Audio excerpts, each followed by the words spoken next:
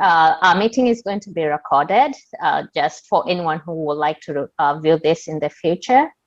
And also, just to give our speakers undivided attention, if you're not speaking, please mute your phone.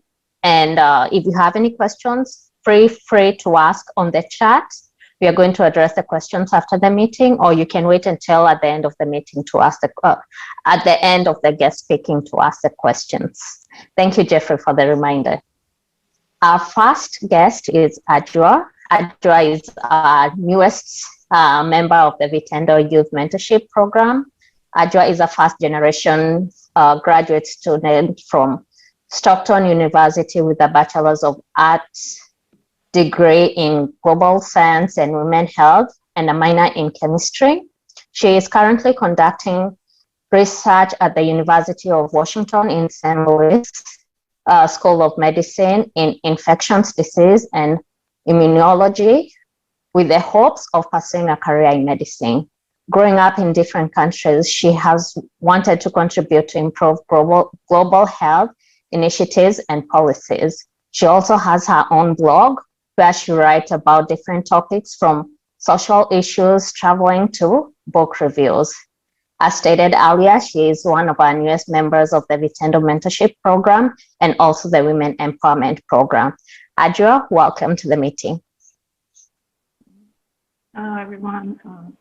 It's really nice to be here with you all, and it's a pleasure to have you all here today. So hello, everyone. As Gladwell nicely introduced me, my name is Adria Cofie. I was born in Ghana, but then when I was 5, my family moved to Italy, and then we moved here when I was about 15, and then that's when I really started to get acclimated to what it means to be a first-generation student, first-generation immigrant here in the United States. After 3 years of high school here, I went on to get my bachelor's degree from Stockton University in New Jersey. And then after graduating from college, I decided to take a couple of years just to learn about the world and just get more experiences. So I moved to St. Louis. Between my years as an undergraduate is when I really started to understand what it means to build a networking and build a support system that extends past your family and friends, and more about extending past towards your career and towards the life that you build for yourself as a person, and that extends past your immediate family. So the most formative experiences that I had as an undergraduate student were the summer research programs that I had in different colleges, including the University of Pittsburgh School of Medicine, Pritzker of the University of Chicago School of Medicine, and here in St. Louis, WashU as well. Those experiences were really important for me because not only did they allow me to understand what career I want, but it also allowed me to start really understanding how important it is to build yourself as a mentee, and also to gain some mentors that not only help you guide your career, but also guide your personal life as well. The most valuable lessons that I gained from these experiences, apart from the ones that goes towards my pursuit of a career in medicine, were mostly how to remain engaged with the people that I meet through these programs, and how to form those long-lasting relationships and how to maintain those relationships as I move forward in my life. As we walk, sometimes it can, especially coming from an immigrant family as a first generation and as the oldest daughter, it can feel really not wrong, but it can feel as sort of weak for you to ask for help. But I've learned that is not a weakness at all. Vulnerability is actually a strength. Knowing when to ask for help from others, knowing when to reach out, knowing when to bring people onto your team or to be part of a team are really important things to learn from a young age, and that are really going to help you towards anything that you do in the future. So during these formative experiences, what I did was connect with several students, and these have been my support group. Many of them are friends that I still speak to today that really helped me in my career and just understanding where I want to go. Your path can be very lonely if you decided decide for it to be, but it can also be filled with people who are supporting you every step of the way, people who are exchanging ideas with you. So that's where really forming those networking skills and forming those relationships come in. So what I want to say is that to not be scared to ask for help when you need it, whether it's towards your peers and or towards other mentors that you may form or other professionals you may find in the field. A lot of those relationships started with me sending thank you emails after they come to speak with me. Those emails, just a thank you. It was really nice speaking to you today. I learned so much from you. It goes a really long way. It helps you put yourself onto that person's radar, and from that you could start forming really long lasting relationships where you can email them when you need something. For example, during this year applying for grad schools and things, just emailing my mentors my essay for them to review was of a tremendous help. I don't know who else I could have emailed that could have provided me that constructive criticism or could have guided me towards how to formulate sentences better or how to express myself better or make myself shine through better. And most of those relationships started from me just reaching out and then coming to an event where they spoke during these programs, and I just reached out to them and started forming that long-lasting relationship.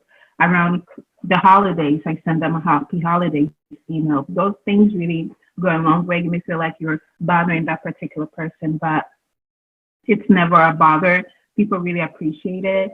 And it will surprise you how many people are willing to lend a hand to younger generations to help them come up. There are a lot of mentors out there and mentees out there that really are genuinely willing to help you and willing to just stand alongside you and just watch you shine as you go through whatever that you may be going through.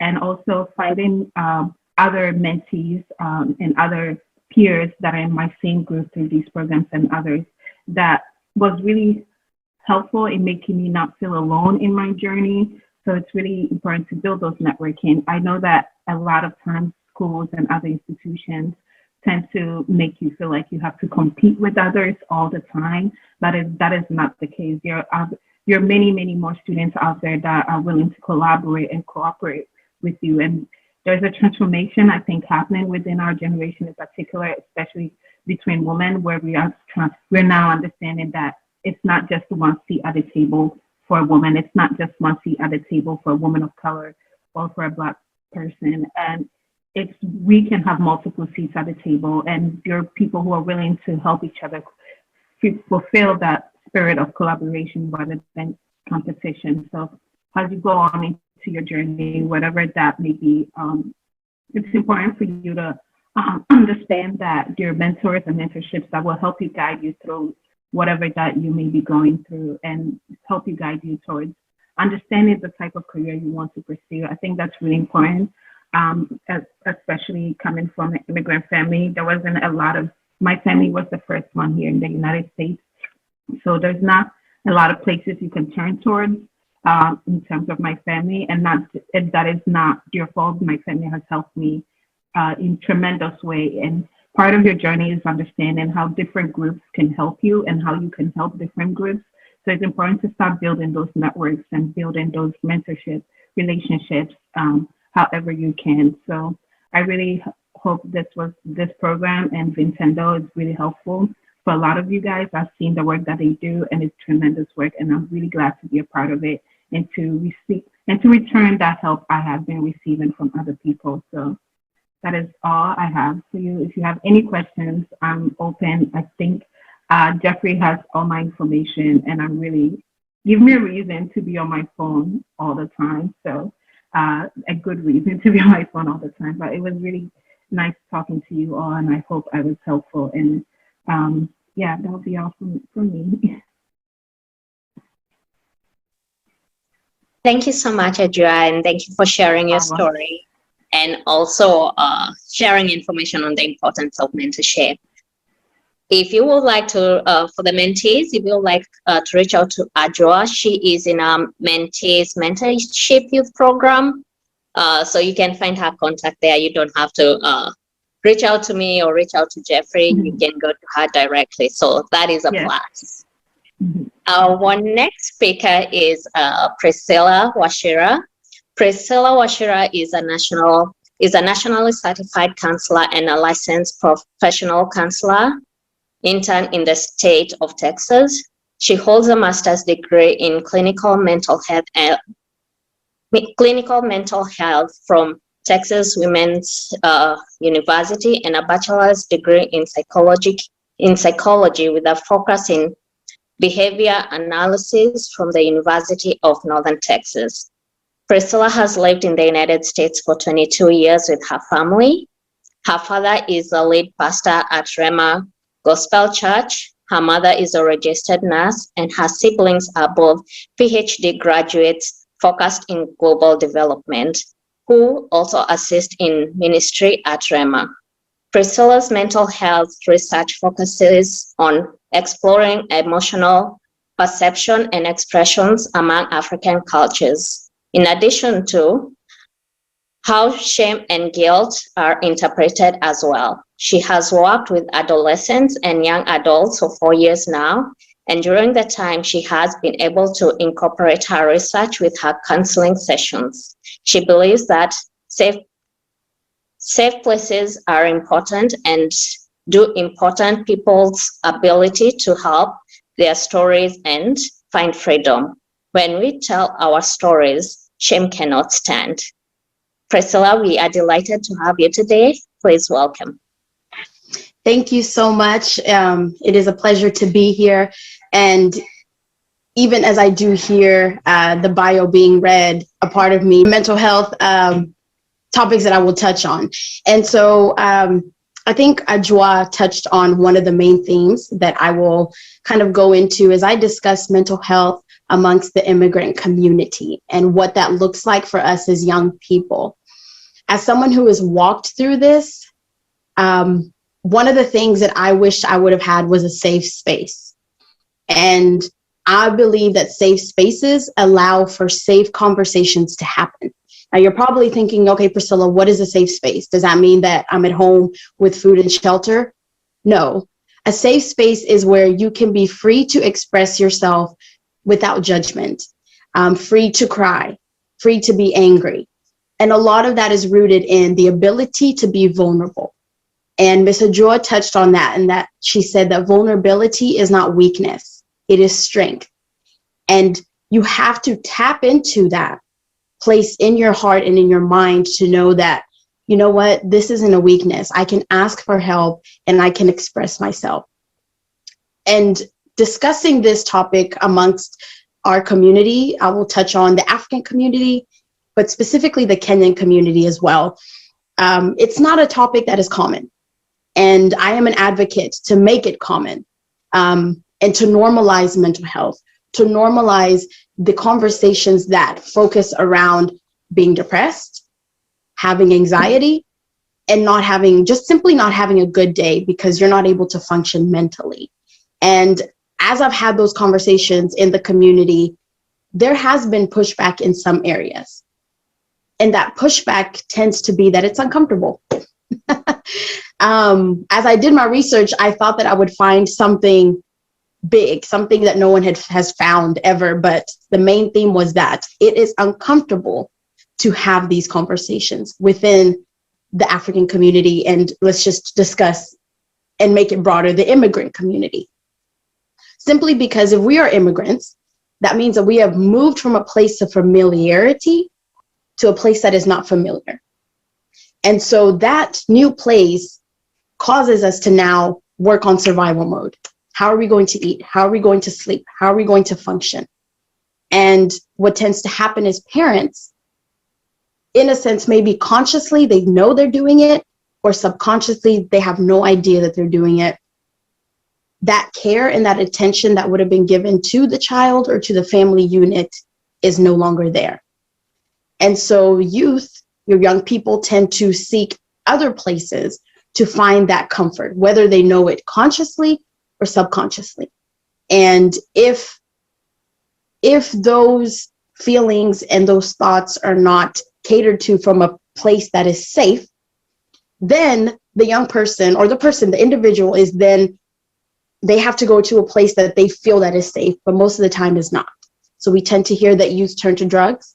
We tend to hear that they turn to alcohol, and even, let's just go straight to it, pornography. Some youth turn to prostitution.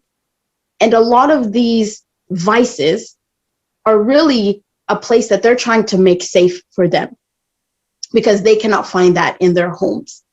And that is why I'm a big advocate for parents to become comfortable having these conversations. And vulnerability is a strength, but it is uncomfortable to navigate. That is something that I normalize a lot to my clients. When I am counseling and sitting across from them, I do make it known that you being uncomfortable is okay. But what we are going to do is walk towards making you comfortable. And so that is what I do within the community, is encourage parents to list out what is uncomfortable for them.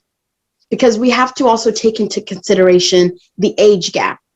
What may be uncomfortable for them is not what would be uncomfortable for the young person or the other party that is needing that mental assistance. And so once those things are listed out, we tackle them one by one. And what I've noticed is vulnerability tends to be at the very bottom. I don't know what it means to be open. What is this that you're telling me to express myself? A lot of parents will say, see, I'm expressing myself. I've told them, go clean the room. I've told them, you have a house, you have food. What is it that you need to express? Why are you crying? And that is where I have to as a counselor, slow the adult down and let them know that, yes, they may have these needs, but these needs are not meeting their mental needs. They need that space to be heard. They need that space to be seen. And so going back to, I'm going to repeat myself a little bit, but going back to that safe space, that is what they need. And that safe space is when you sit down and focus in and listen to what they're saying. And once the parent is able to understand that, now it's then tackling the vulnerability piece, because now they're sitting in a place and making it safe, but the young person is now feeling, this is new, this is uncomfortable. Can I feel open? Can I express myself without judgment, without feeling as if you're going to silence me? So as a counselor, that is another topic that I bring up, is empathy. So we've touched on safe spaces, we've touched on vulnerability, and now we're going to empathy. And empathy, Dr. Brene Brown, you can look her up once this done. Dr. Brene Brown touches on research that talks about how empathy doesn't have a script. Empathy, there's no right way to do it. There's no wrong way to do it. It's simply sitting in a space, which is safe, and listening and holding space for that person, not judging them, not being ready to speak over them, but simply holding that space and saying, you know what, I don't know how this makes you feel, but I'm going to choose to sit in this until I understand.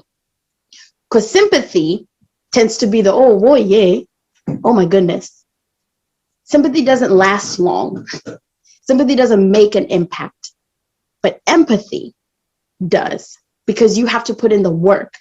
You have to sit in that space. And a lot of parents, that is where it becomes uncomfortable for them. Because remember the age gap, a lot of the things they dealt with may not be what the young people are dealing with now. But normalizing these conversations, and as parents do their research, and as the young adults or the young person begins to feel safe to continue to express themselves, then that's when we can reach that middle point and normalize having these conversations where you can say, I'm not okay. Today I woke up and I felt anxious. What made you anxious? And that then leads into a conversation that allows the parent to understand maybe it's something they're doing in their behavior that's causing the anxiety, or maybe it's something outside the house. So now that I've kind of touched on how I lead counseling sessions, I want to now empower you as young people. The most powerful thing I've learned throughout my walk as a mental health counselor and simply as an individual is it's okay to not be okay. And to bring in the word of God in this is sometimes we may feel as if God is detached from what we are feeling. But one thing we know is as we read through scripture, all of these emotions and all of these feelings that we feel as human, as we are made in the image of God, he feels them too. And so that gap that tends to be filled by us, thinking that God does not relate to what we're relating to, really is a lie. Because if we read and look through scripture, we see that a lot of the things that God did, a lot of the things that people went through and had to walk through is because God either was one, angry, or what, he was sad and needed to find a way to shift the situation around. And so to bring it back is what I'm saying is it's okay to not be okay. And a lot of those safe spaces, you can be the person that creates them for your community. I know for me specifically, I had to create that for my community and my people and my young people. And it wasn't easy at first because within the African community, mental health is viewed kind of as well, they need to go to the hospital and get locked up for that. Whereas we all deal with mental health issues, especially with COVID, with the lockdown. I had a lot of people reaching out to me and saying, you know what, Priscilla, I probably should have taken that into account, what you were saying. Because when we're left with our thoughts, when we're left in a space that is not safe, all of those things start running rampant, and that causes anxiety, which then leads to depression, which then leads to shame, because you know what, I shouldn't be feeling this way. This isn't normal. And that shame then leads to guilt, because, well, why am I acting this way? I shouldn't have yelled. I shouldn't have spoken like that. I'm a bad person. So we tend to rewrite these narratives in our head, and all of them circle around those topics: empathy, vulnerability, safe space, shame, and guilt. But once we can create that safe space, then we're able to tackle all of those in one. But let me remind you that it will not feel comfortable at first. It will probably be difficult, but the thing is, you have to keep moving forward and keep inviting yourself to tell your story. And for me, my story was I did deal with depression. I did deal with anxiety. But the minute I chose to speak out and ask for help, like Miss Adjoa said, then the pieces started falling into place. And I was able to then ask other people and say, well, who else isn't feeling okay? Because I'll say it, I'll be the first one to raise my hand. And slowly everyone else started coming out and coming forward. And once you tell your story, telling your story is the ability to stand in front of people and say, I dealt with this, but I overcame it. Once you're able to do that, shame can't stand. Because shame is this thought that tells us that we're alone in this thought, we're alone in this feeling. But if I'm speaking out and saying that, you know what, you're not alone, then that erases shame, which then erases guilt. So I hope that I've been able to kind of provide some insight there into mental health within the immigrant community, and understanding that we are trying to tackle two different cultures, and that can feel as if it's a tug of war sometimes with an identity. But if there's one thing I can leave you with as I close, is that piece is what makes your story, is the ability to say that, you know what, I made it through trying to understand a different culture and maintaining my culture. I made it as a Mocorino girl, and I didn't lose my identity. I didn't lose my heritage, but I still was able to understand the American society and be able to connect to people. Was that a struggle? It was. But what kept me? God, family, and vulnerability, and the ability to say that, you know what, I wasn't okay. And as I was able to continuously say that and seek help, that is what made my story. And now I'm here and sharing it with you. So don't feel like you are alone, because you could be the key to someone's freedom. You telling your story and seeking that help could be the key to someone's freedom. So thank you so much. And you can follow me on Instagram and Twitter at My Yellow Project. I have a project that is called the Mental Health Project, and that is focused on empowering young adults and empowering people to tell their story, and providing mental health resources and having these conversations to make sure that everyone has a safe space. Thank you. Thank you so much, Priscilla, for sharing with us and especially sharing your story. I think that is always a key thing when it comes to mentoring, because it helps us understand that you're also human and you go through the same struggles that we have. So thank you so much. Thank you.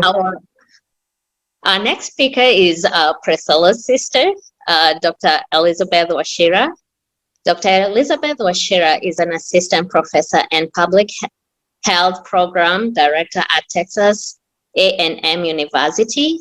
Dr. Wachira is a certified health education specialist. She's also certified in public health and also a registered nurse.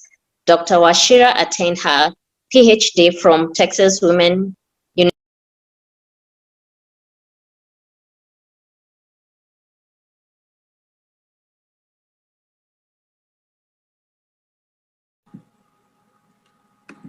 Gladwell, you mute yourself.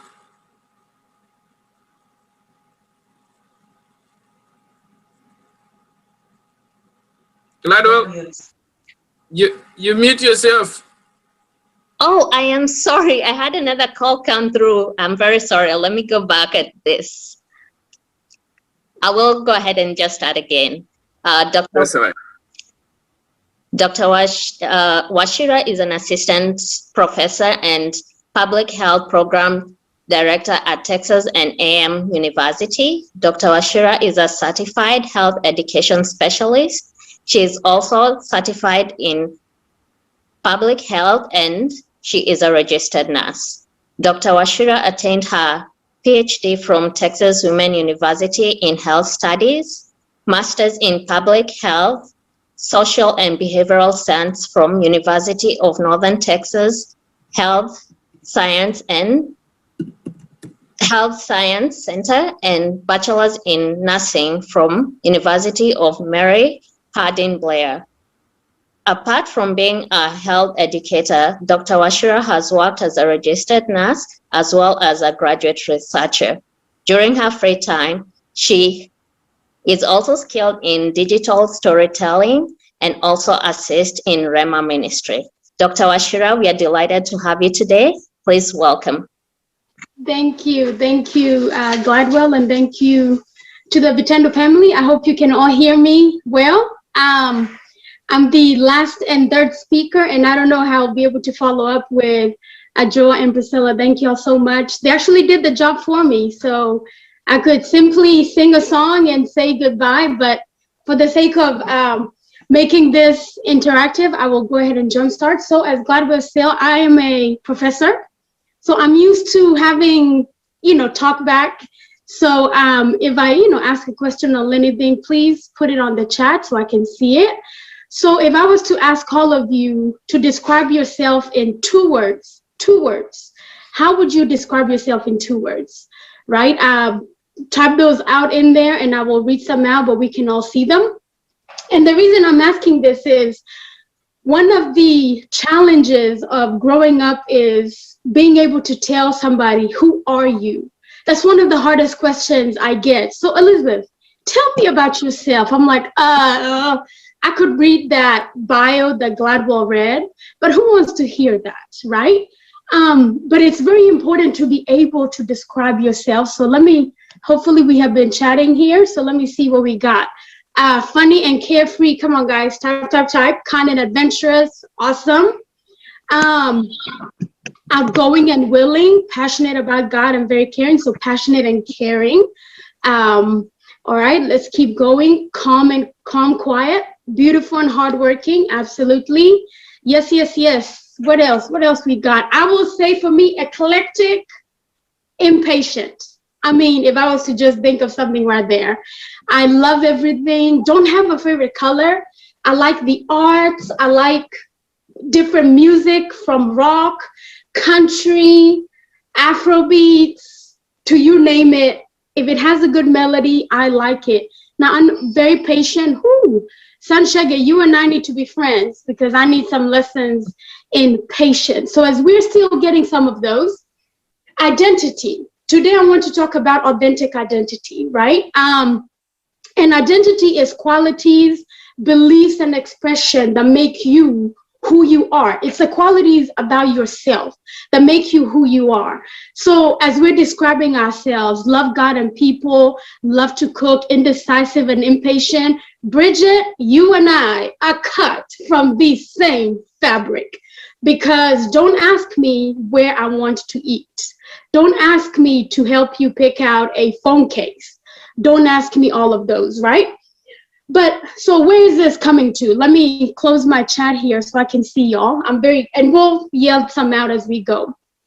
But in this world that we live in, guys, we are born into a society that expects us to be something without us even knowing how to spell our names. Your parents, when they find out they're going to have a son, oh, he's going to be the one, the doctor, the engineer.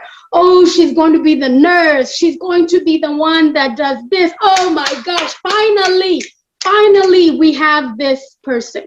And you don't even know your name. You don't even know that you're Kenyan or Ghanaian or black or white at that point.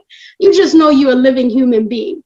So we live in a world where there's so many expectations.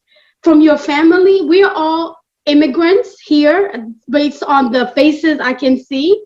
So if you are Kenyan or Ghanaian, I'm sure Adjoa could say there were some things she was expected to do, to like, to think, because she was Ghanaian. Not because she was Adjoa, she liked this, simply because she was born on Monday. I'm assuming based on your name, right? And Elizabeth Wanjiko Wachira, there were some things my parents, my grandparents, my culture expected me to be because I'm a Kenyan woman.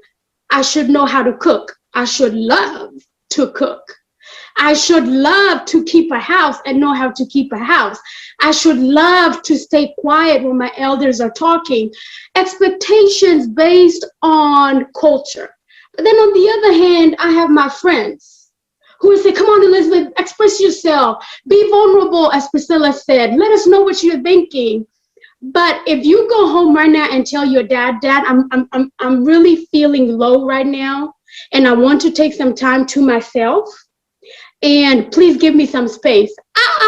What? I own this space. This is my space. The air you breathe is mine. I gave it to you. You will come here. You will eat this ugali, whether you like it or not. Because they're cultural expectations. But how do you know who you are based on living in somewhere where people tell you what you should be, what you should like, what you should do? That's why identity and authenticity is so important. And it really matters in everything you do. Because if you do not know who you are, the decisions you will make will be based on somebody else. Somebody else telling you, you need to go to nursing school. You need to be a doctor. You need to be an engineer. I'm not good at math. I don't like blood. I don't like the human body at all. I like the arts. I like philosophy. But because of the expectations, you even enroll in classes in college based on the expectations of other people. And you are miserable. I mean, you're like, I hate this, I'm failing, your self-esteem is shot because you are not good at biology. This is your 4th time taking biology because your brain is not engineered for that. Now, I'm not giving you an excuse to tell your parents, the reason I'm failing is because Dr. E said, my brain is not engineered for biology. Baby, you gotta graduate high school. And one of the classes is biology. You may not make an A+, but you better make a C-. Period. No two ways about it, okay? But authenticity, being true to your character, authenticity is expression of your identity. So if you said you are calm and patient, okay, I expect you to express patience when other people are going all over the place. I'm impatient. My patience is at a 1 second. My sister knows that. She's had to live with that. But at least I know I am more likely to get frustrated in situations where people are not doing what I want. So I come prepared because I know myself. And I'll even tell my students, guys, I repeat myself 3 times. I write it, I email it to you, and I put it on my syllabus. Because don't come to me at midnight asking me what time that assignment was due. I told it to you, I wrote it, and I put it on the syllabus. I don't have any patience for that. So they already know the first day of class, Dr. E does not play about this. Please be paying attention. Don't ask questions that Dr. E has answered 50 times over, okay? Because I expect them to be paying attention. So authenticity is so important. Because right now, the names I see Sally and Jagga. Sally, can you wave at me? Give me a smile. Thank you, boo. Thank you, boo. So if Sally comes to me and says, you know, my parents, my brother is a doctor. They're wanting me to go to become a doctor, and we've been struggling. We've been fighting. They think I'm being disrespectful. And I really don't know what to do, because they're paying for college, or they will be paying for college. And they want me to do pre-med, or they want me to do pre-nursing. But Elizabeth, when I see mucus, I throw up and I faint for 2 days. Yeah, that's really not the best way to live your life. So what do we tell Sally? Okay, here's some suggestions. Well, before Sally even gets here, there are a few things I want us to all do. You have to take time to know yourself. You have to take time to know, who are you? Culturally, I'm a Kenyan. What does being Kenyan mean? Is it meaning I eat ugali, I clean the house, the women go to the kitchen and the men stay in the living room? What does being Kenyan really mean? Because you can be Kenyan, but you have no idea what that means. It's important to know where you came from. Your history is important, because even your name is important. It means something. You may not think it means anything until you ask. So ask your parents, what is being Kenyan about? What is one thing you would want me as your Kenyan daughter, your Kenyan son to know? Learn, ask questions, find out about yourself. What are you good at? What are your talents? What are your likes? What are your dislikes? Because if I'm here listening to Adjoa talk, I'm like, man, I need to be going on a mission trip to this place. I need to be, because she's doing it. Oh my God, I need to. You spend time living Adjoa's life, but you have no idea why she did that, because all you're doing is copycatting. You never even ask, Adjoa, why do you go to these experiences? What is the point? What you may find out, oh, I love to travel. Oh, I thought it's because, you know, you wanted to do this. Or it's, oh, do you love to travel? Is that why you go? No, it's because these experiences help me connect with people. So what do you like? What are you good at? Because all those answers will give you clues to who you are. If it makes you mad when somebody is going 50 in a 75, I mean, you get mad like that, then you already know you should not be working at the ER with people coming in pain. They will not be able to talk to you. You will not be able to understand what they're going through, because that's just not the environment for you. If you freak out over every noise you hear, you may not want to be a cop. Because when people run away from stuff, you're the one running to that dark room. Talents, likes, then you find a theme.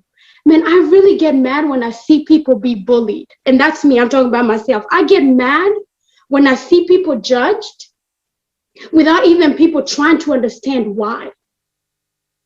I really get mad when I see vulnerable and ad-need people continue to be oppressed and nobody is doing something. I am a social justice researcher, right? My focus is on understanding the vulnerability among the homeless, because that makes me mad. I don't like seeing somebody be judged because they live under a bridge. So I want to change that. That's my passion gets ignited there. I get frustrated when I see a young person suffering and nobody around them is doing something. That's why I'm in youth empowerment, to be able to tell that person, hey, you got this. You're beautiful. You are smart. You are capable. Don't listen to what naysayers are saying. So because of my likes and dislikes, I was able to figure out what my passion is. So the first thing you have to know is know yourself. And once you know yourself, you own yourself. I'm not really interested in the biology. So when all my friends are talking about this and this, I am okay owning and saying, you know what? I like the social sciences. I love understanding the way the mind works. I love listening to people's stories. That's why I'm into digital storytelling. I love listening and then motivating and cheerleading that person on. I'm able to own that space. And as I do that, I'm able to communicate with people. I have the platform Talks with E, where we talk about different topics, and one of them was on conversations across generations. And one of them, my dad is a very African man. He is Kenyan to the core. If you look at the dictionary, Kenyan man, you will see my father's picture right there. So how do I communicate with a Kenyan man? Right? How do I say, Dad, I'm tired. Can you wash the dishes? Right? But we had to learn how to communicate. Hot communication, honest, open, transactional, where he talks and I listen respectively. And then I'm able to form my words in a way that won't turn him off and trigger him to be on the defense. We as young people have to learn how to tell our parents, I really don't agree with that, but here's why. Don't just say, Mom, you know what? That stuff you do, that's foolish. Nobody does that. You will be beaten to the core, and I can't do anything about that. But if you tell your mom, Mom, can you please tell me why we do things this way? You invite conversation and you listen. Right? And then you say, so what you're saying is 1, 2, 3. You may find you're saying the exact same thing, just in different ways. Okay? So learn yourself. The second thing is grow through mentorship. I think Adjoa did a really good job as to why mentorship is important. Find somebody you can learn from. Find somebody you can trust to feed into you, because they'll be able to tell you, Sarah, that's not the way to talk to your parents. If you're wanting to talk to your parents about XYZ, when I had to go through that, this is what I did. And be ready for some pushback. But just introduce it slowly. Find ways, if your mom loves chapati, hey, how about you cook some chapati, clean the house? Oh my gosh, Mom, your hair looks so good. And then you talk to her about going to law school versus med school.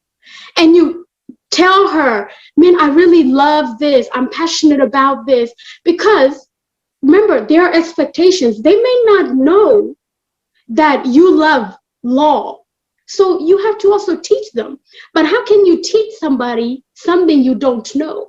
That's why you have to first know yourself, so then you can share yourself and explain yourself to other people.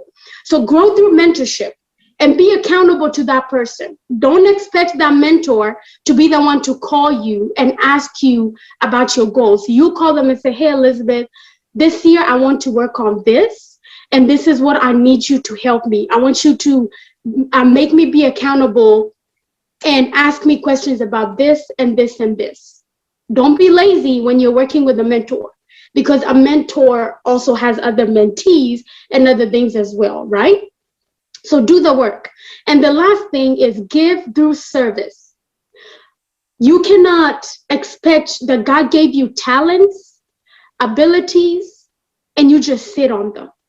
To whom much is given, much is required. And if you've read the book in the Bible about the talents, this one got 1, this one got this one got this. The idea is to multiply that. How do you multiply that? You multiply that by giving it out. If you're good at inspiring people, you inspire people.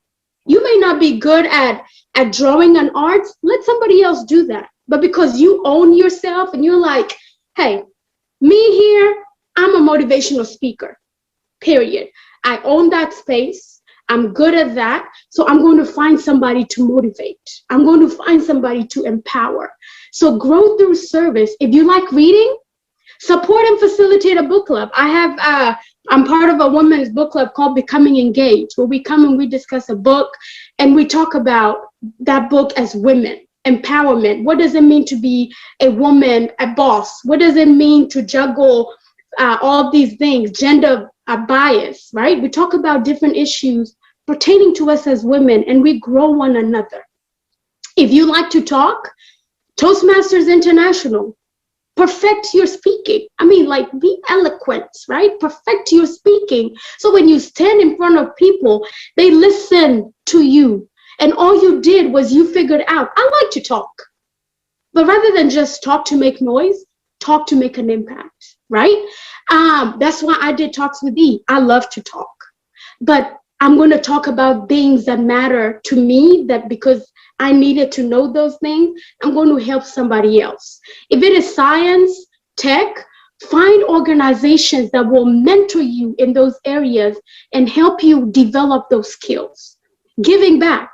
Adjoa talked about the formative experience, going to different places, because as you experience things and other people, you learn about yourself. You learn what you like, what you don't like.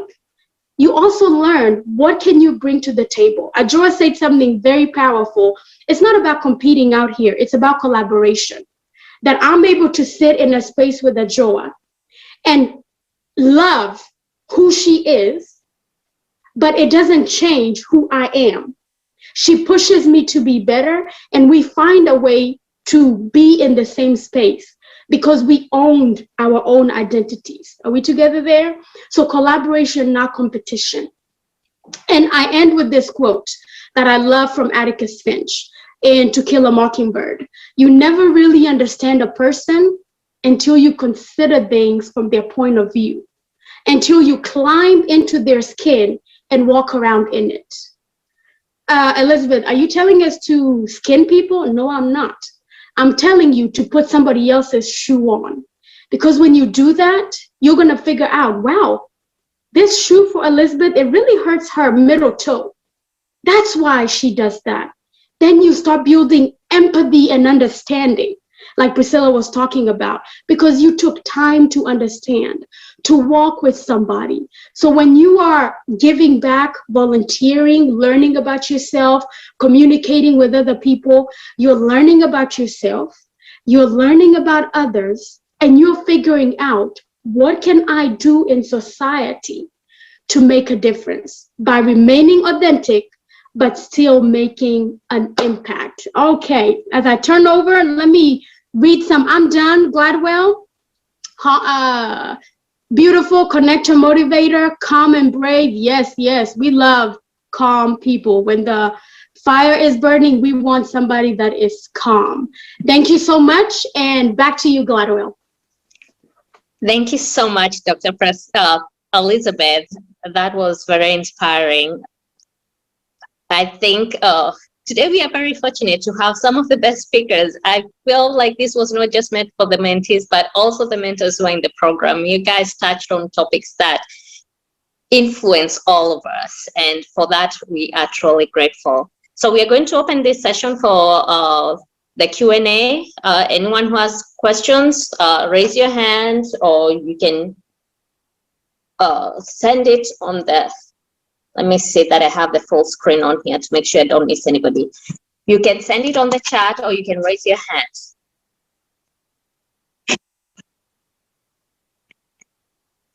Any questions?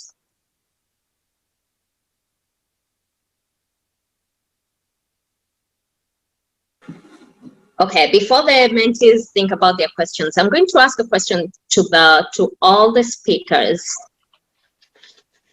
And this is something that challenges most of the mentees. How do you know exactly what you want to do?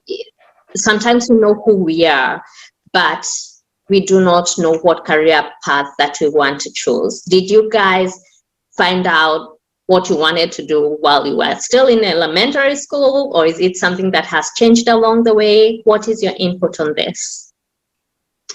I'll go ahead and go. I think for me, what I would say is get into everything, right? Like if there's an opportunity to learn about something, and one of the best things that you as young people have right now that I didn't have, and Gladwell and Jeffrey and others did not have, was these opportunities. Globalization has made you be able to connect with somebody in Texas when you are in Virginia and so forth. So, and Adjoa said that, tap in, reach out, right? Network. Your network is your net worth. So if if you're not sure, but you like something, there is this assessment called the RIASEC, RIASEC, RIASEC test.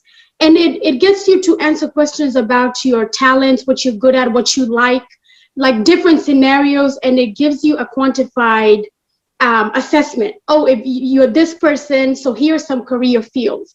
So take advantage of those. If you go online right now, ways to figure out what career I should go into, you will find so many answers, questions, but then reach out to people in your community. Maybe you want to go to become a doctor. Adjoa is right there. Reach out and have a conversation with her. But again, respect her time. Be ready with questions. Be ready to listen, right? Don't just call her when you're at Walmart shopping, picking out makeup, and that's the time. No, sit down with a notebook. So when she gives you resources, you reach out and you explore those. There are many organizations here. I see Dennis Botti. He is with Kipna, Canon IT professionals in North America, and they do youth events, right, where they bring IT professionals to talk to young people about the IT profession. So tap into those resources, and you may be like, maybe not that, but put your hands in the water. Formative experience, like Adjoa said, volunteering here and here. And if you don't like it, well, you cross it off the list and you keep going, right? And then talking to your counselors at school as well. Thank you, Dr. Wachira. Priscilla, what's your intake on it? Definitely. Elizabeth has covered a lot, and for sure, do go out, try and see what is there. I know for me, I'll just go out and say it. My story was very different in the sense of I come from a family of doctors, and that is amazing. That is truly amazing. And one of the battles that I struggled with was God was pulling me this way, but society was telling me to go this way.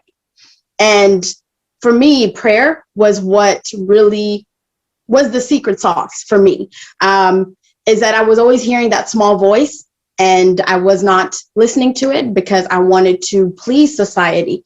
Now, thankfully, I've come from a family that, my dad uses the word flourish. And what that means is be who you are, flourish and live in the way that God himself has called you to live. Because at the end of the day, we are not our own creations. We have someone who created us. And when he did that, he spoke everything that you would do as he created you. And so as you go out and practically do these things in faith, searching for the answer, continue to pray. Because truly that is where, for me, the answer came.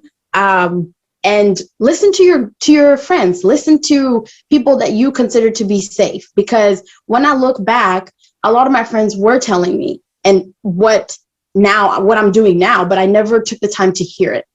It came through compliments such as, Priscilla, you really make people comfortable. You're really easy to talk to. But I would brush that off as, well, anybody needs to be easy to talk to. We need to get along with people. But I didn't take the time to tap into that and see it as a God-given gift, because it was able to cross different barriers and actually make an impact. Like Elizabeth was saying, don't just talk to make an impact. So for me, I would say definitely pray, but let's not be overly spiritual to where, like Elizabeth said, we don't become practical, because faith without works is dead. We need to go out and do those things. And once we do that, then God puts his super on our natural, and the supernatural happens. And you could be interacting with IT people and you hear him say, this is it. Or you feel in your gut, however God speaks to you, that this is where I need to be. Thank you. Thank you, Priscilla. Adria? One thing I like to stress out, especially when thinking about what you want to do in life, is to remember that it is your life. Like, you are the person that's going to have to live with it.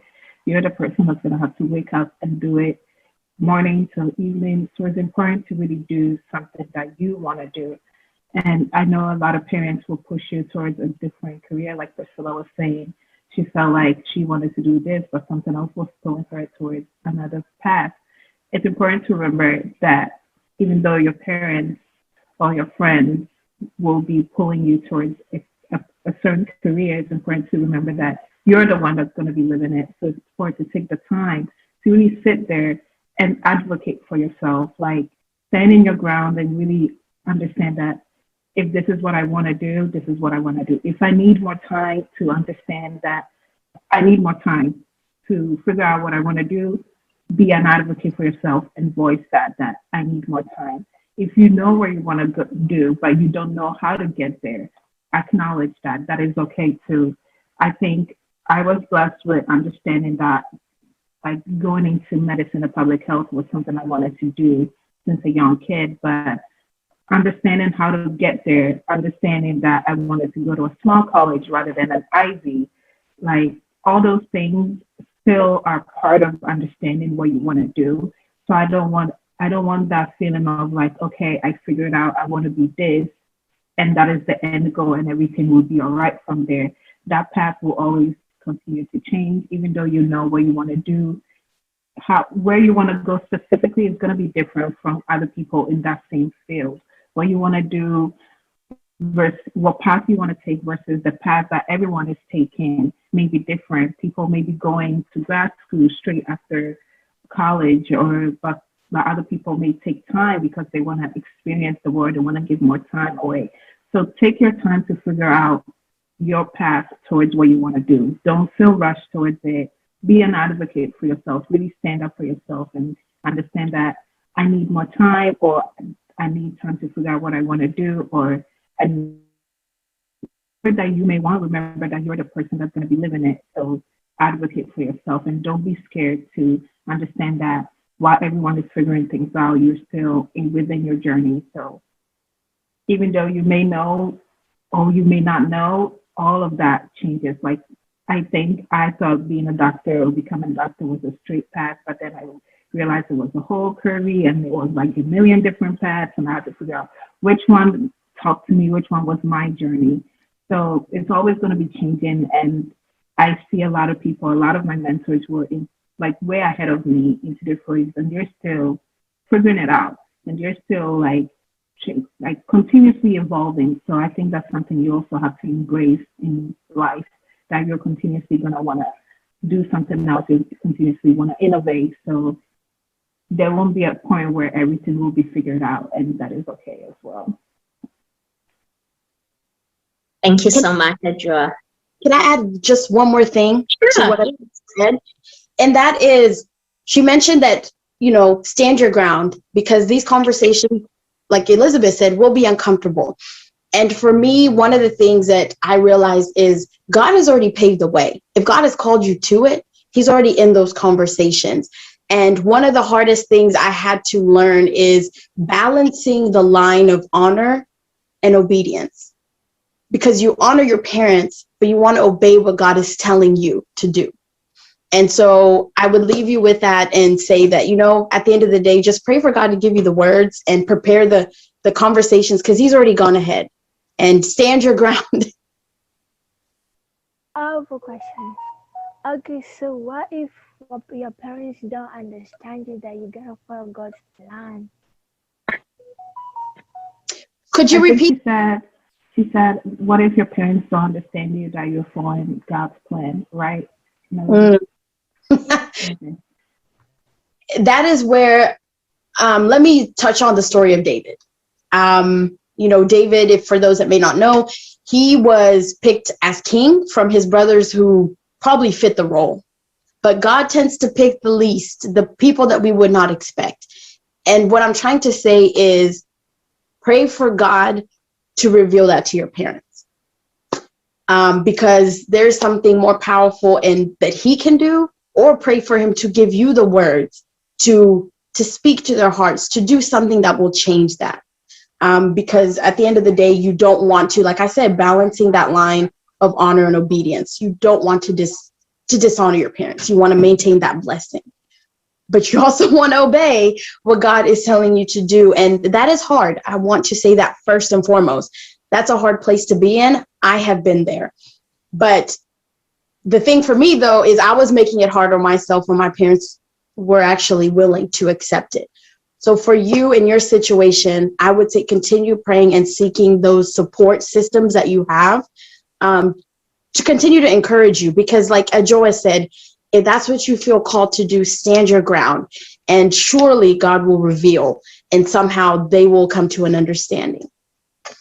One thing I've also come to realize is that parents may oppose what you want out of fear because they don't know. I think our parents, especially as immigrants, really want that security for us. So when we go into different paths that they are not aware that can provide a sort of security and happiness, they tend to turn away. And it's not because they don't want the best for you or things like that. It's important to remember that even though they may be opposing, they want the best for you, and they may not just be knowledgeable enough to understand the path that you're going to. So it may be annoying. It may involve you having to repeat yourself every single day. I remember for like a whole year, I had to sit, every time I would talk to my mother on the phone, I had to explain to her every single thing I was doing and why I was doing it. When I mean every conversation. And it will take you that time to really sit down there and teach them why you're doing this, and teach them why things are like that in your career path, and why you're taking long, or why it may need you to do this versus this. It may take you that time and that commitment to really sit down and tell them what you're doing, and tell them how you think it's going to end up, and when things go differently, it's important to tell them you're still figuring it out. So it's important to open that line of communication with your parents where you're telling them about what you want to do and how you think you're going to do it, or that you're talking to this person and that person is helping you figure it out, or you don't have an answer to that yet, but you're planning on answering it. So open that communication so that they also learn about what you want to do and what you want to pursue. It can be scary, and it can be frustrating at times that they don't understand yet. It's like you repeated yourself 50 times and you're still asking you that same question. It's okay to just take a breath. If you need a break, just tell them, I need to take a break right now, and I promise you we come back to this conversation with better answers for you, or some things like that. So open that line of communication, because they also want to learn, and they just want the best for you. And to echo that, be ready for that to take time, right? It's not like Adjoa said, a conversation that will be a day, a week. And they may not know, and that's okay. But remember, our parents may not be comfortable telling you they're scared or they don't know. You may want them to be vulnerable, but everybody has to go at their own pace. And they are already who they are culturally and background. So you may be able to say that, but they may not be. But listen to it, hone in and see, wow, mom is coming at me about this because she really doesn't know, or she's scared, but she doesn't know how to say that. So you cater to that. You let her know, hey, this is different. Here are some resources, the same resources you use, share those, right? If you talk to a mentor, connect that person with your parents. Because I know for me, when young people say, Elizabeth, my mom is not XYZ, I am in a space to be able to go to Mama Priscilla and say, listen, Mama Priscilla, Priscilla talked to me about this, and please know that I want to continue being a safe space for Priscilla.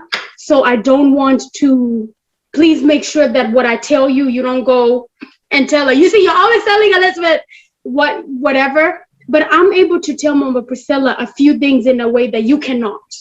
That's where having a mentor and somebody a little older than you that can speak to your parents almost at the same level, they can be your advocate and be able to answer questions and say, I walked that path, my career, these are some things that I did. So I would encourage you to connect with Vitendo. I would encourage you to connect with Kipna. I would encourage you to connect with the youth group at church. These are the places that will help her be able to hone in on this. And what that does, it gives your parents resources, because they want to be a resource to you.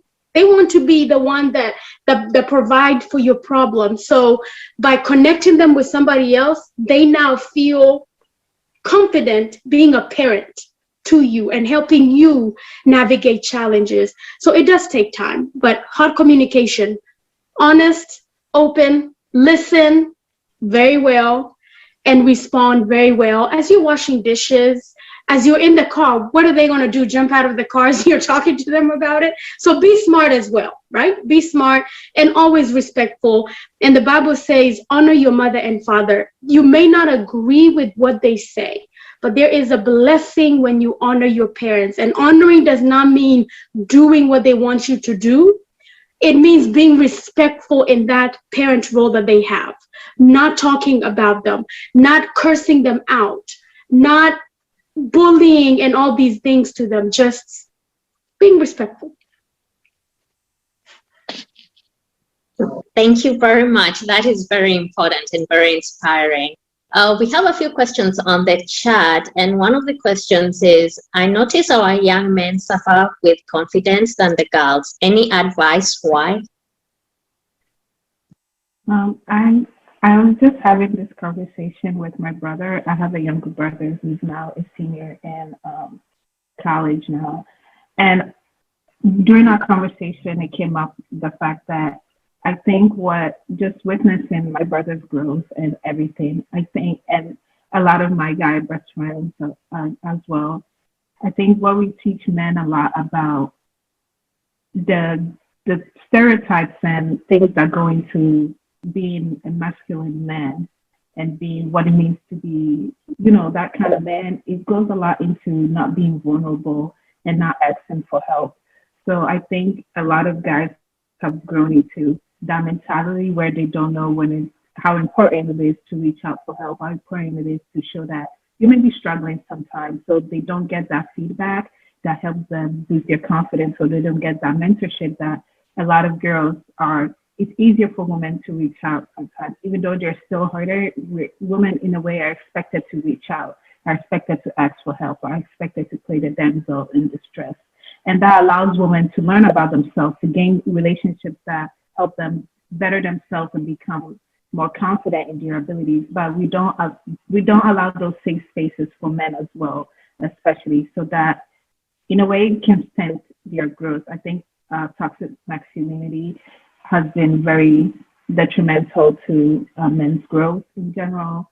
And even though I see that my generation is moving towards understanding how important it is for men to be vulnerable as well, and the pros that can come from that, it's still something that, I don't know, it still needs work, and we definitely need to help our young other brothers, especially our Black brothers, really seek help when they need to and be vulnerable and understand that there's a safe space for them to learn and for them to grow as well. Not everything has to fall on their backs, and they don't have to have everything figured out, where it seems like they're doing fine, but underneath that they're crumbling and they don't have a safe space to reach out. But we need to create more of those spaces for men as well.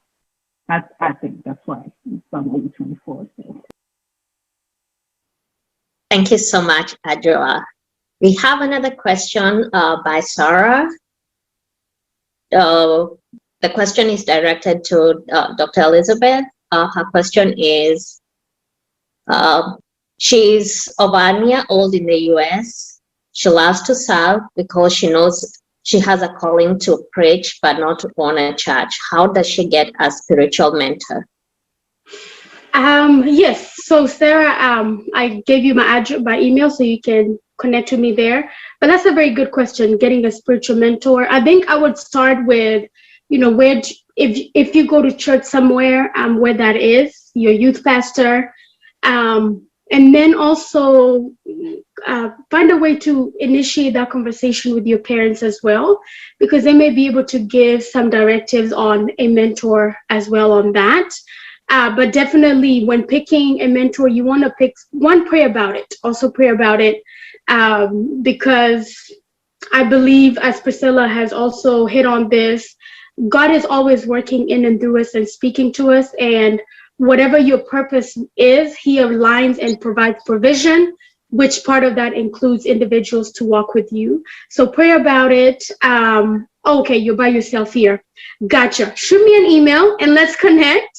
And if you go to church anywhere, that would definitely be a good place to start. And also start serving. you know, if you attend church somewhere, find a way to give back, because then you will be able to grow in that area of ministry and also figure and navigate that out as well. And that really pertains to anything somebody is wanting to go into.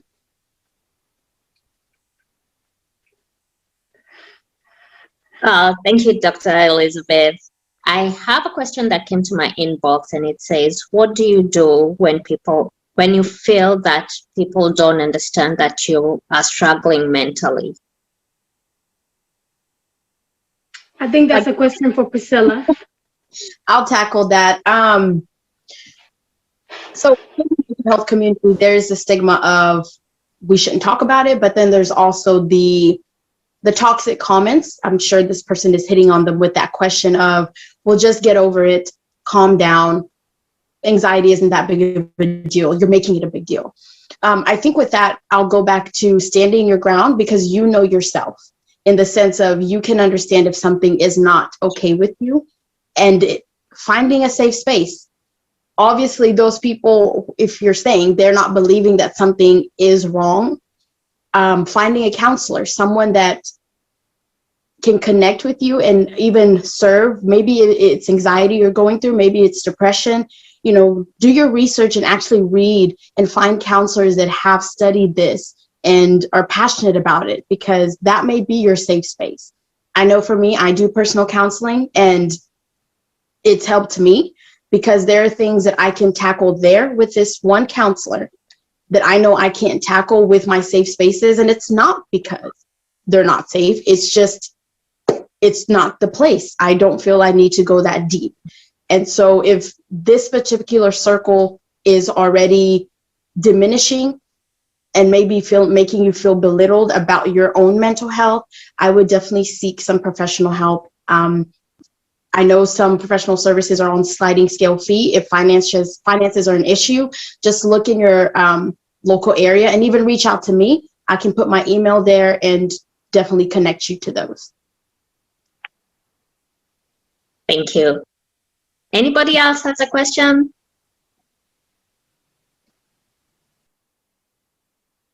Or a comment?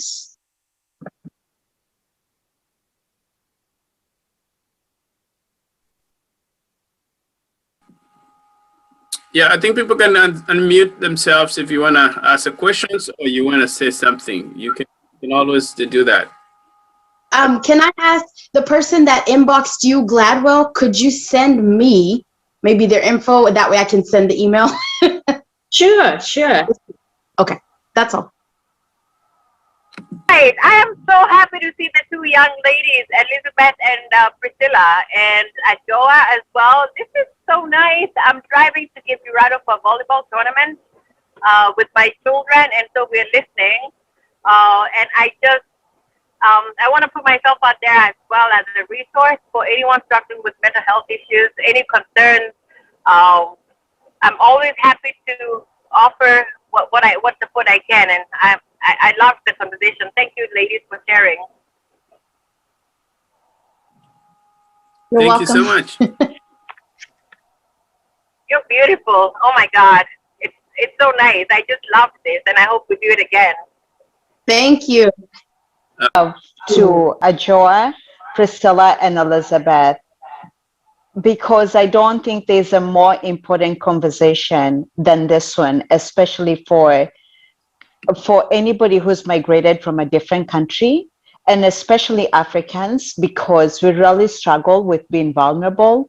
There's always this joke: if you're not a doctor, if you're not a lawyer, if you're not an accountant, and you're from Africa, you're basically just disowned. So I think these conversations need to happen, because I think that there's a lot of talent that is being wasted and not used because we are not being able to speak up. I always say people from West Africa seem to have it down, but in East Africa especially, we're really struggling with being able to become the people that God created us to be. And a lot of it is just because our parents don't know, they don't have the exposure. And also ourselves, we're not putting ourselves out there, and we're not exposing ourselves to such a great country. We have every opportunity in this country to become what we want to be. But unless we're able to become vulnerable, unless we're able to become, to have conversations like this, we're actually not going to become the people that we're supposed to be. And so I think I can't think of a better Zoom meeting by Vitendo. I also want to thank Vitendo for making this kind of Zooms happen. I hope they continue more because we really need them. And I'm hoping that more parents tune in, more kids tune in, because then this is also a place where you become more empowered and realize that your struggles are the same as the struggles of other people. So super excited. Also super excited to see such three great ladies who are super educated, and this motivates me. Today I feel so empowered. I feel so excited. I can literally just go outside and run because I'm super excited about this Zoom. Awesome. Thank you, Tanya. Please don't run. I need to get to the airport at some point today. Okay. Thanks. You can run to the airport. Oh boy. Thank you so much. And one more last thing. I see we're almost out of time. There's something very important that all three speakers had in common. They all have some form of platform online where they're talking about the things that inspire them. And I know that this takes time. It takes time out of your schedules, and you have to plan for it, because I know that even you have a job, you're probably in school, you probably have a family, you have all these other activities, and so it requires a lot of time management. Can you please just briefly touch on why this is important, why it is important to share your stories, why it is important to have a platform where you are engaging other people, for other people to not fall into the same mistakes or challenges that you faced? So I'll provide a quote that has challenged me, and it's by Dr. Brene Brown. And she says, you can either tell your story and be free, or you can hustle around it for your worthiness. So unless you tell it and find freedom, you're going to continuously hustle. And like Elizabeth said, compete and find yourself in other people's worlds, which leads to even more loneliness and et cetera, and what you're dealing with. And so it's important to have these conversations. And the most freeing thing that even we see that Jesus did is he spoke truth. He was like, bring the sick to me, bring those that are dealing with issues. No one here is perfect. If you are, please, cast the stone. And so I want to empower people to, whatever it is that you're going through, and as you go throughout your day, just say, you know what, I'm not okay, but I will find someone to tell, and normalize this conversation. So it is important, because we're constantly going through different seasons of becoming and evolving. But one thing that is constant in those seasons as they change is that we will go through bad days and good days, but being able to tell our story and speak that freedom is what needs to be consistent. Thank you. I think for me, growing up, it was very hard for me to find a space where the stories being told I could see myself in. Whether it was on TV or online, there was always the people whose stories were published or were shown did not look like me or did not reflect my experience. So sometimes I felt very alone in my own experience. But then I learned, especially as a young Black girl, that is important. Sometimes I have to create my own platform and my own safe space. So that's actually what pushed me to start my blog. And there I just narrate about that's where I mostly tell my personal stories. And in doing that, I hope that the people who engage with me and people who read and people who often reach out to me also find themselves within my story and find themselves and not alone in navigating what they're going through.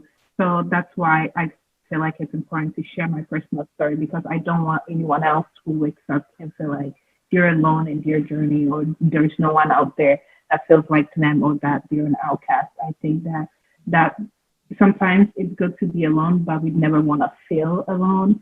So I think that's why I tell my story, and I find it important to be part of mentorship groups that also help other young people feel that your journey is not alone, even though you're unique, but you're not lonely or alone.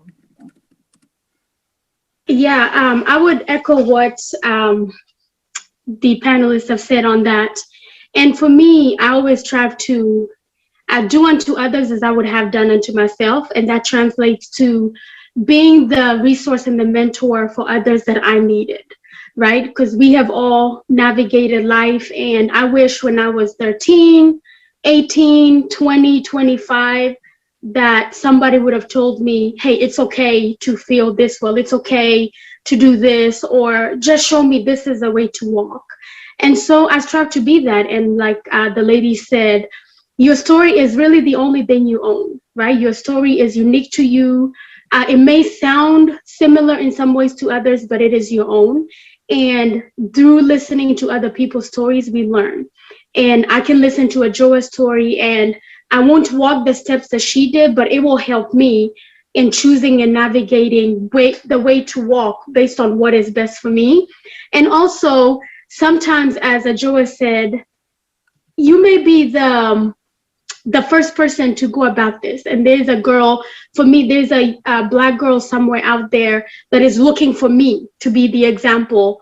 And if I don't put myself out there, I may not be the example that somebody needed to say, it can be done. Whatever. If we remember Kamala Harris, she goes, I may be the first vice president of the USA, but I will not be the last. Because now girls out there are watching her and saying, I can be the VP, I can be the president. But it took her navigating those. So she may be the first, but she won't be the last, but because she is there, regardless of what you feel about her. As women, we celebrate that. But even as men, we celebrate that. So be the example that somebody else needs. And your story, when it's authentic, it will make a difference to somebody. Very true, very true. Thank you so much, Adjoa, Priscilla, Elizabeth. You guys have been a great inspiration. It is unfortunate that we have come to the end of our session, but we are definitely going to plan on more sessions like this, where we can discuss more on the importance of mentorship, mental health, and personal branding. These are topics not just for our youth, but also for us as adults in the community that we need to hear more for us to be able to compete on the same platform as our fellow Americans. We have to be able to have these conversations more often. We appreciate you making the time. Be safe out there in Texas. Take care.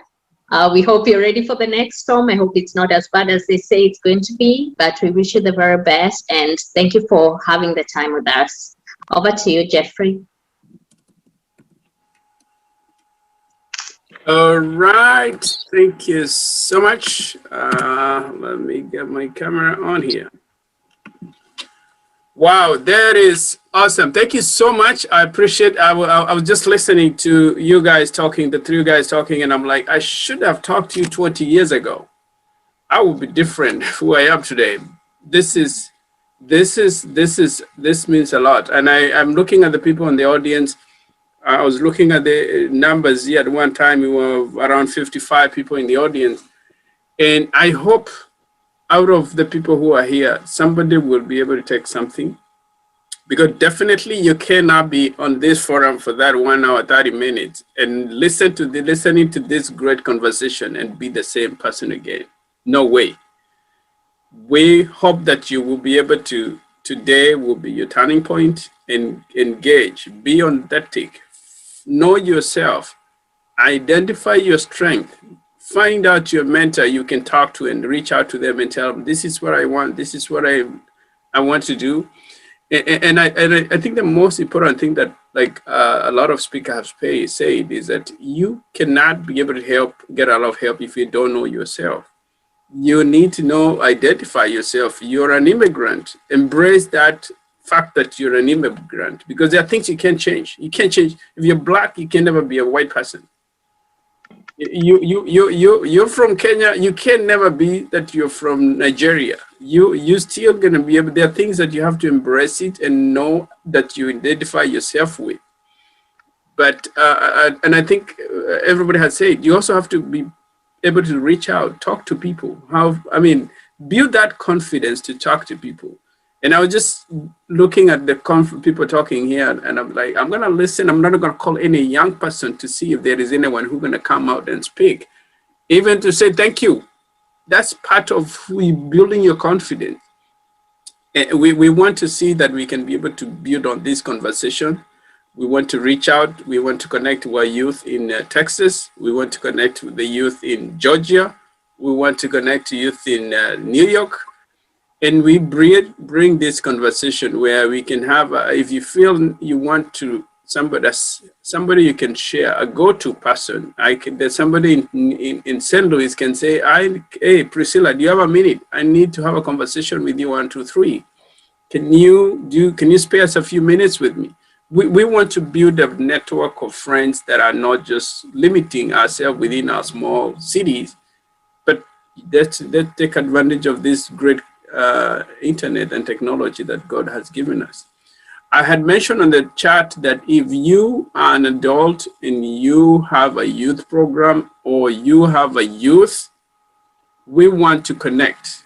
We want to see how we can collaborate. We want to see how we can be able to build resources together. I'm one person that I don't like, and I'm sorry to say this, that get excited when something goes wrong, and that's when we put our time and talk and get everybody talk.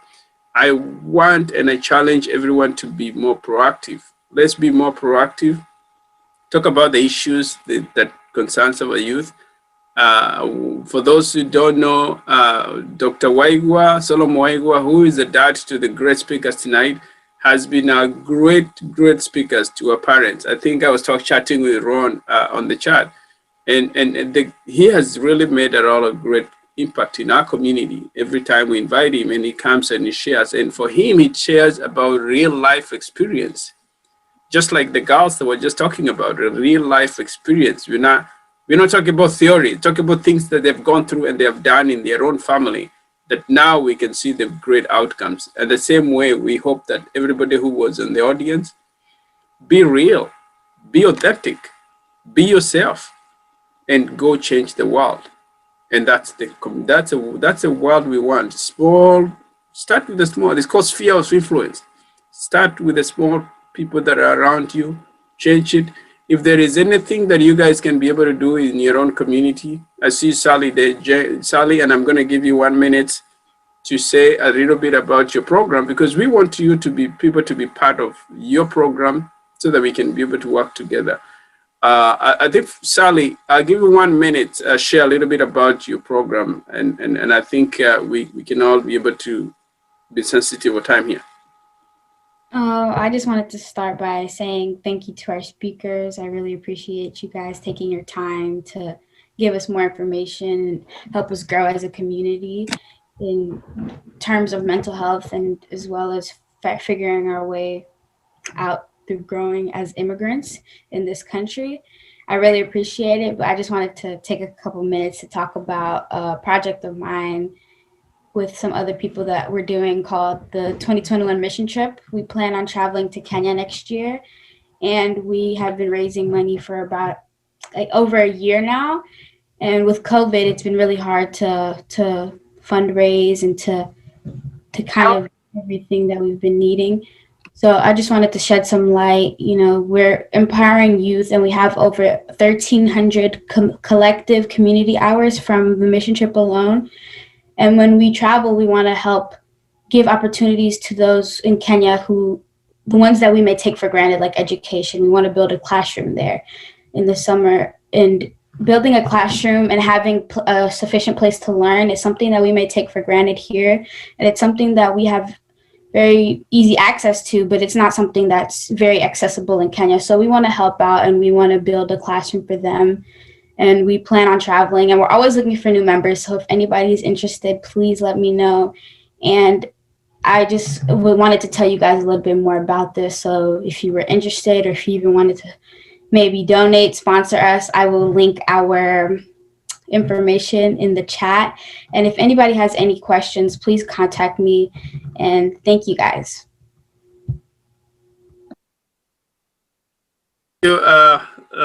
Sally, I think anybody, if you want to be able to join the group, you can always reach out to us, and or Sally, you can share your email there and phone number.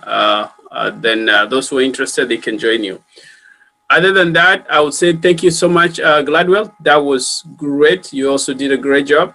And we hope that we will be able to invite our guest again. And we hope when we invite you, you will come. And anything that you guys have that you feel like will be grateful for this program, Priscilla, Wachira, and Dr. Elizabeth Wachira, if you have something that you guys are doing in Texas and you will want to share with us, let's also see if we can also have a conversation with the youth from Texas and our youth here, and we can see how they can maybe have a conversation to encourage each other. Other than that, I wish you a very great weekend. We normally have our meeting every third Saturday of the month at 12 p.m. The next one is going to be March 20th, same time. And I forgot what is the topic, but we have a speaker on the topic already. I have a question. Yes. Do you guys have like a WhatsApp group where you can send a message there, and then we know the time for the meeting, because we might forget, and then the meeting ID and the password? Awesome. Good question, Melody. I love you. Yes, we have a WhatsApp group. I'm going to put my phone number there, so when you text it to me, I will be able to add you in the group.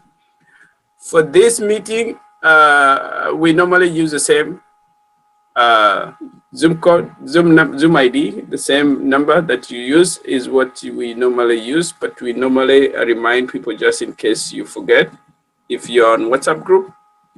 And then also I put my email there. For those who are also out of town, you can also send us an email, and then we can also communicate to you on the email. Right now, we've been sending emails about the available scholarship opportunity that are available. And then we have some program that we're doing with Washington University for helping people in public speaking. But at the same time, I have a student who's going to be helping us on writing resume, writing your bio, and scholarship application on your essay writing. So send us your email so that you can be included on that. I think we've had great success of our students getting a lot of scholarship in the previous, and now we want to extend this opportunity to students outside St. Louis.